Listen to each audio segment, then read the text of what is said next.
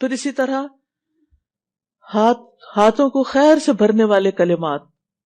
عبداللہ بن ابی اوفا کہتے ہیں ایک شخص نبی صلی اللہ علیہ وسلم کی خدمت میں آیا اور کہنے لگا کہ میں قرآن سے کچھ یاد نہیں کر سکتا، آپ مجھے کچھ سکھا دیجئے. یعنی قرآن کا حفظ کرنا میرے لیے مشکل ہے. بعض لوگوں کا ایپٹیٹیوڈ نہیں ہوتا، وہ حفظ نہیں کر پاتے، تو پھر کیا کریں؟ تو آپ نے فرمایا ہاں آپ مجھے وہ سکھا دیجئے جو میرے لیے قرأت قرآن سے کفایت کرے. یعنی اگر میں قرآن نہیں پڑھ سکتا تو میرے پاس کچھ ایسے کلمات ہو کہ کم از کم میں کچھ تو اجر و ثواب پاؤں. آپ صلی اللہ علیہ وسلم نے فرمایا تم سبحان اللہ والحمد للہ ولا الہ الا اللہ واللہ اکبر ولا حول ولا قوت الا باللہ پڑھا کرو. جیسے بعض اوقات نان مسلمز ہوتے ہیں نا، مسلم ہو جاتے ہیں، ریورٹ ہوتے ہیں، پھر ان کو ابھی عربی پڑھنا کرنا بہت مشکل لگتا ہے، تو اس وقت تک ان کو یہ کلمات سکھا دیے جائیں. چھوٹے بچوں کو بھی سکھا دیے جائیں جب تک وہ پڑھنے اور حفظ کرنے کے لائق ہوں گے. اس تسبیح کا ذکر تکرار کرتے، اس تسبیح کی تکرار کرتے رہیں. وہ کہنے لگا اللہ کے رسول یہ تو اللہ عز و جل کے لیے ہوا، یعنی اللہ کی تعریف ہوئی، میرے لیے کیا ہے؟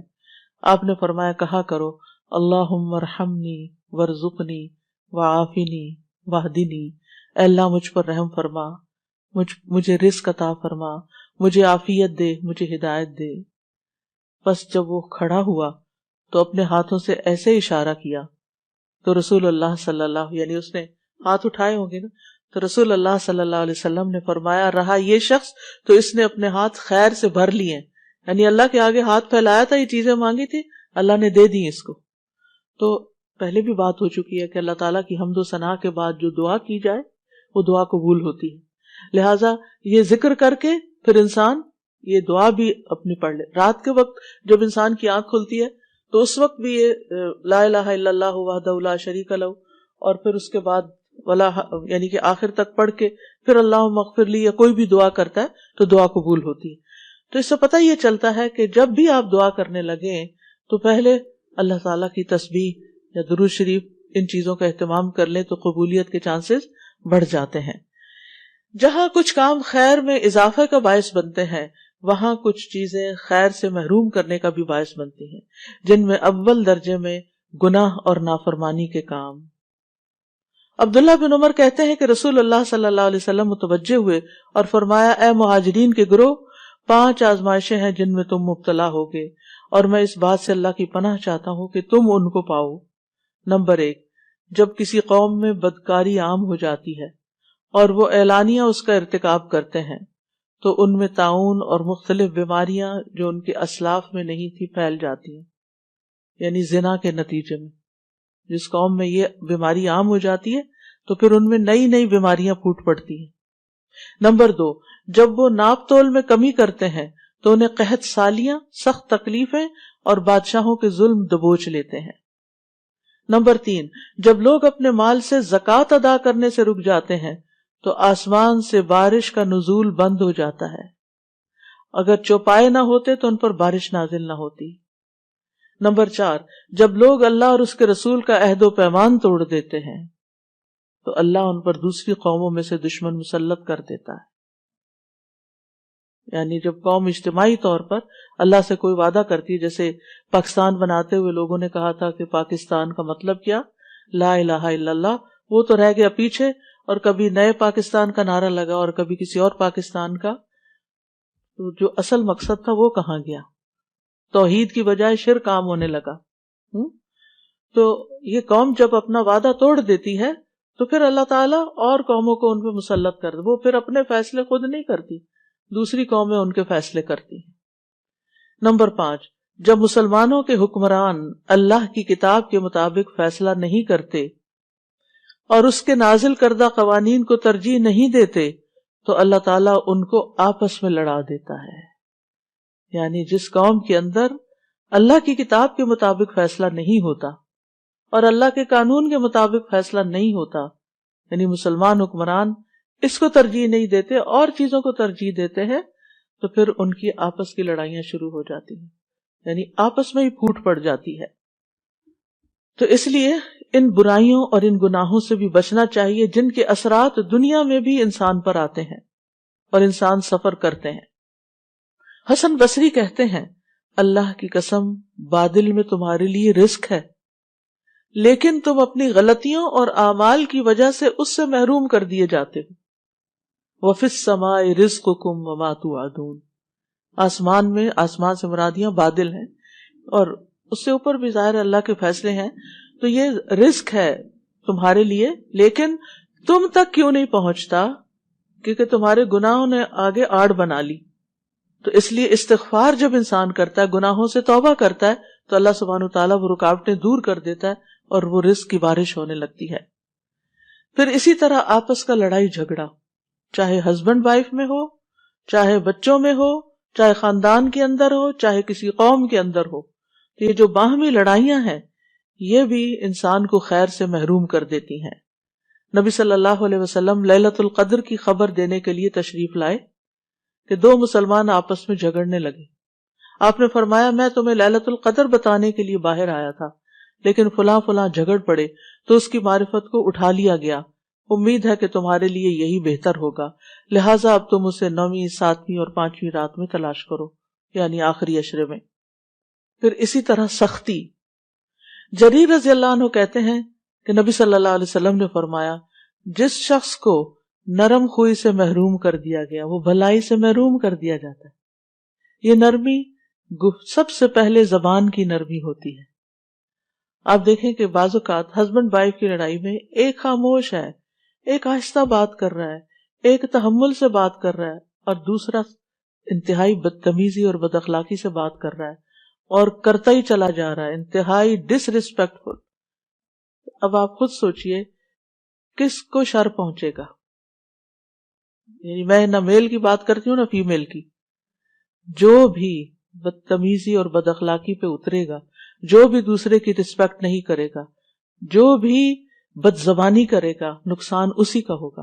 سب سے پہلے تو یہ کہ ان پیار کے رشتوں میں آپ دیکھیں ہسبینڈ وائف کا رشتہ ایک پیار کا رشتہ ہوتا ہے، جب آپ اپنے پیارے رشتے میں بدتمیزی کرنے لگتے ہیں تو کیا آپ پیار حاصل کر سکتے ہیں؟ کیا آپ خیر پا سکتے ہیں؟ دو دوست ہوں، اگر ایک دوست دوسرے پہ چڑھائی کرتا، ہر بات پہ لڑائی، تو وہ کب تک آپ کو برداشت کرے گا؟ وہ آپ کو چھوڑ دے گا۔ پھر اسی طرح بچوں کے بیچ میں بھی آپس میں ہو، یا نیبرز میں ہو، یا کسی ملک کے افراد میں، یا پارٹیوں میں، یا جماعتوں میں، یا کسی میں بھی، تو نتیجہ کیا ہوتا ہے؟ جو اصل کرنے کے کام ہوتے ہیں وہ پیچھے رہ جاتے ہیں، مقاصد بھول جاتے ہیں۔ یعنی مثلاً آپ نے کوئی جوائنٹ وینچر شروع کیا دینی اداروں میں، مسجدوں میں، اسلامک سینٹرز میں، آپ نے کوئی مل جل کے ایز اے ٹیم ایک پروجیکٹ شروع کیا اور پھر آپس میں آپ لڑ پڑے، پروجیکٹ کیسے پورا ہوگا؟ خیر کہاں سے آئے گی؟ سوال ہی پیدا نہیں ہوتا۔ میاں بیوی نے مل کے کوئی کام شروع کیا، کوئی گھر بنانا شروع کیا، کوئی اور کام شروع کیا، آپس میں ہی لڑائی ختم نہیں ہوتی تو کیا ہوگا؟ دونوں آدھا آدھا کر کے الگ الگ ہو جائیں گے۔ تو سب سے پہلے ہمیں جس چیز کو، اور خصوصاً نبی صلی اللہ علیہ وسلم نے عورتوں کو جس بات کی تلقین کی تھی وہ کیا تھی کہ تم اپنی، یعنی آپ نے فرمایا میں نے عورتوں کی اکثریت کو جہنم میں دیکھا ہے۔ تو کہا گیا کہ کیا وہ ہماری مائیں بہنیں نہیں ہیں؟ کہا گیا کہ فرمایا کہ وہ یعنی کس وجہ سے شوہر کی ناشکری ہوتی ہے، یعنی جو کچھ وہ ان کو دیتا ہے اس پر وہ شکر گزار نہیں ہوتی، کبھی خوش راضی نہیں ہوتی، اور دوسری بات زبان کا غلط استعمال کرتی ہے، زبان کا غلط استعمال۔ اور اگر دیکھا جائے تو اوور آل ہم خواتین ایک تو بولتی زیادہ ہیں، اور جو بولتا زیادہ ہے وہ غلطی بھی زیادہ کرتا ہے، اور پھر اس بولنے میں ہم بعض اوقات حد کراس کر جاتے ہیں، چاہے بچوں کے ساتھ ہم بول رہے ہوں، چاہے ہسبینڈ کے ساتھ، چاہے کسی اور کے ساتھ۔ تو یہ ہمارا ٹیسٹ ہے، یعنی ہم خواتین کا ایک امتحان ہے کہ ہم اپنی زبان کو کنٹرول میں رکھیں۔ اور میں نے دیکھا ہے کہ جو خواتین سمجھدار ہوتی ہیں اور حکمت ہوتی ہیں وہ مشکل سے مشکل وقت میں، کل ہی مجھے کوئی بتا رہا تھا کہ ان کی والدہ بہت پڑھی لکھی تو نہیں تھی لیکن شدید غصے والی بھی تھی، جو ہی ان کو کوئی غصہ آتا تو ان کی آنکھیں بھی بعض اوقات لال ہو جاتی تھی، لیکن وہ ایک لفظ زبان سے نہیں نکالتی تھی، وہ الگ ہو جاتی اور جا کے نماز شروع کر دیتی. وَاسْتَعِینُوا بِالصَّبْرِ وَالصَّلَاةِ، اللہ سے مدد مانگنا مشکل ترین حالات میں، کیونکہ آپ جتنا بولتے جاتے ہیں نا اتنا اپنی عزت کو لوز کرتے جاتے ہیں، اپنے مقام سے یوں سمجھے کہ نیچے کو گرنا شروع ہو گئے، انسانوں کی نگاہ میں بھی اور اللہ کی نگاہ میں بھی. تو حاصل کچھ بھی نہ ہو، ہر خیر سے آپ محروم ہو گئے، جو خیر آپ کو ملنی تھی وہ آپ سے چھنتی چلی گئی. تو اس لیے نبی صلی اللہ علیہ وسلم نے فرمایا من یحرم الرفق یحرم الخیر، جو نرم خوئی سے، نرم کلام سے، نرم رویے سے، نرم معاملے سے محروم ہوا، ہر خیر سے محروم ہو گیا. پھر کیا پایا؟ اور پھر ناشکرا پن نعمتوں کو ختم کر دیتا ہے، قدر نہ کرنا دوسروں کی. اللہ تعالیٰ سورۃ النحل میں فرماتے ہیں، اور اللہ نے ایک بستی کی مثال بیان کی جو امن والی، اطمینان والی تھی، یعنی اس کے اندر بڑی خیر تھی، پرسکون تھے وہ لوگ، اس کے پاس اس کا رزق کھلا ہر جگہ سے آ رہا تھا، ہر طرف سے رزق کی بھرمار تھی. تو اس بستی والوں نے اللہ کی نعمتوں کی ناشکری کی تو اللہ نے اسے بھوک اور خوف کا لباس پہنا دیا، اس کے بدلے جو وہ کیا کرتے تھے، یعنی ناشکری کے بدلے. یعنی کہاں یہ کہ ہر طرف سے رزق آتا. قوم سبا کی مثال آپ کے سامنے، ان کے پاس ہر طرح کی نعمتیں تھی لیکن ناشکری کی تو سب کچھ چھن گیا، کھنڈر ہو گئے، ان کے گھر بار اور ان کے لوگ دنیا بھر میں تتر بتر ہو گئے. اور اب محاورے کے طور پہ بولتے تھے ایسے تتر بتر ہوئے جیسے قوم سبا ہوئی تھی. یعنی کسی خاندان کے اندر کوئی اختلاف فساد ہوتا تو اس کی وجہ سے وہ یہ مثال دیا کرتے تھے، ضرب المثل بن گئے.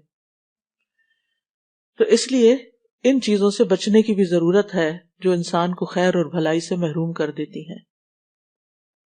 اب یہ ہے کہ انسان